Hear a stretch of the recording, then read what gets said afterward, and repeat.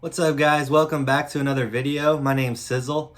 If it's the first time you're watching one of my videos or you're new to the channel, my name's Justin. I'm a full-time Amazon, eBay, Mercari reseller. I sell mostly on eBay, so that's pretty much where the bulk of all my sales come from. But today I just wanted to talk about things that you guys can do in 2022 to kind of scale your business and grow as an entrepreneur. So the first thing I want to do is just thank everybody for watching. This is something I started new a few months ago, just sharing my journey with you guys here on YouTube.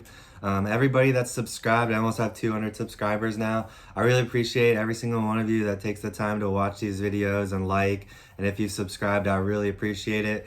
So it's always good to try something new. Like, this is cool. This is something I kind of always wanted to try. So I was like, okay, let's give it a shot. So it's actually working out pretty good. It's a fun little thing to do on the side. And I just like helping you guys and sharing some information with you. So that's what I'm here for. I really appreciate it. So today's video is how can you grow in 2022?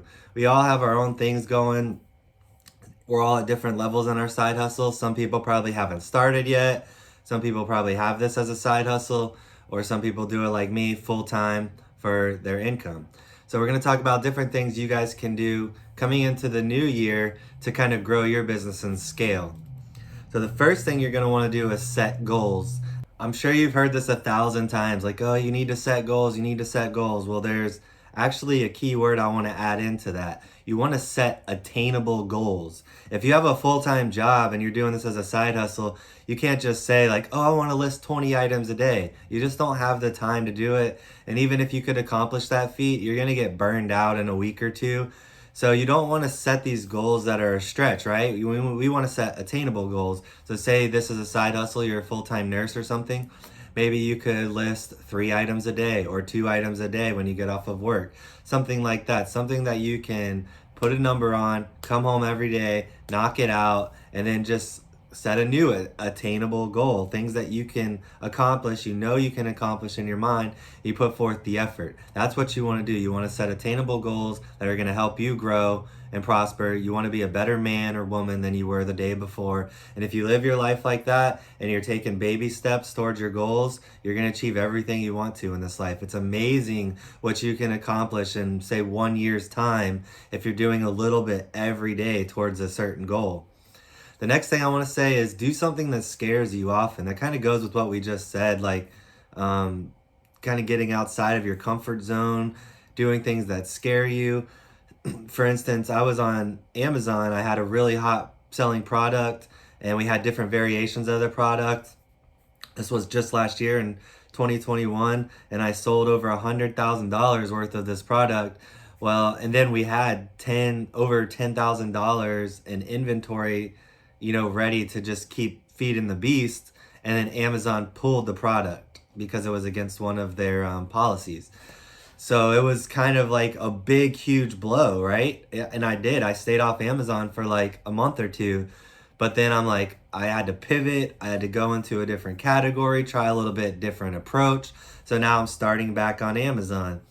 I could have just said, oh no, the bottom fell out and I'm going to quit now. But that you can't do that. So another important thing you want to focus on as we come into this new year is don't have all your eggs in one basket. If you're only selling on eBay, you might want to branch out to other platforms. If you're only selling a certain item that you're getting from a certain source, you definitely want to branch out and try a couple different categories or subcategories.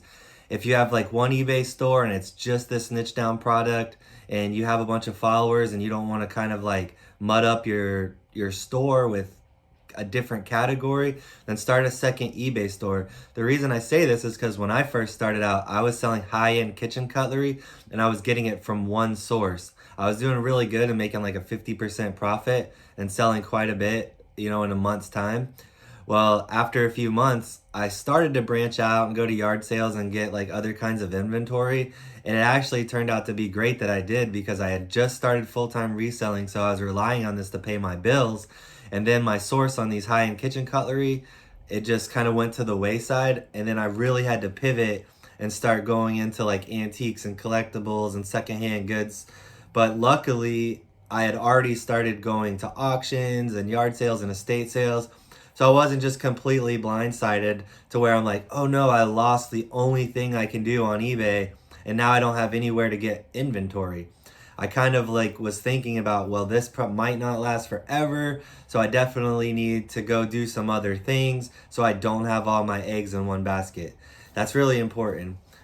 And this kind of like goes into the next thing I want to talk about is try new sourcing methods. So if you're only sourcing at yard sales, you might want to try to go to live auctions and look up some online auctions, or there's websites like bstock.com, but you do have to have a reseller license to buy on that site, but it's not a bad option for sourcing if you're doing this full time like me and you have all the credentials you need. So you want to try different sourcing methods. You got to think about it like this, like if your main way of sourcing was only yard sales, what happened when COVID hit? There was no yard sales. Nobody was having a bunch of people come to their house. So if this was your only way you were relying on getting inventory, you might have felt like you were kind of dead in the water and you might have been in trouble there. But what happened with me when COVID happened, I sourced at so many different places. Like I was able to go on these sites that I'm familiar with and start sourcing inventory right away. So it made it a little bit easier for me, and I was still able to keep some new, fresh inventory coming in, during a pandemic. So you want to try different sourcing methods so when something crazy happens and unexpected, that you still have a way to source inventory. And a really important thing, if you want to grow your business, is expand to new platforms. A lot of people watching this video might only sell on eBay. You kind of get in a comfort zone and a routine, and you like a certain platform and the way it works, which is great. I love eBay and I sell 90% of my stuff on there. I like the platform. But I also sell on Mercari. I also sell on Amazon. I also sell on Facebook Marketplace.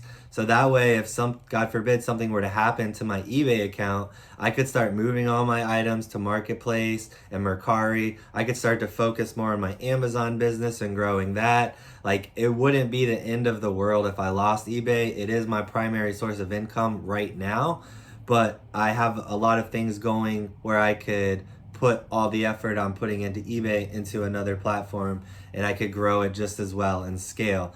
And this is really important because the way rich people are rich and the way people build wealth, or at least in my opinion, is multiple streams of income. So if I'm selling on eBay and I'm selling on Mercari and I'm selling on Amazon, this is multiple streams of income. I have 3 platforms where I'm selling things and making money. So I feel like I get my weekly eBay check, and then every once in a while I can go on Mercari, cash out several $100s, and then I also have Amazon that's doing direct deposits into my account every 2 weeks. So I basically have these 3 ways that I'm getting money on a weekly and bi-weekly basis. And if I have a down eBay week, I might get my Mercari check come in, and then I might get a nice little chunk from Amazon come in. So it just helps me continue on my positive upward growth trend. It keeps me from having all my eggs in one basket like we talked about earlier, and it helps me achieve multiple streams of income.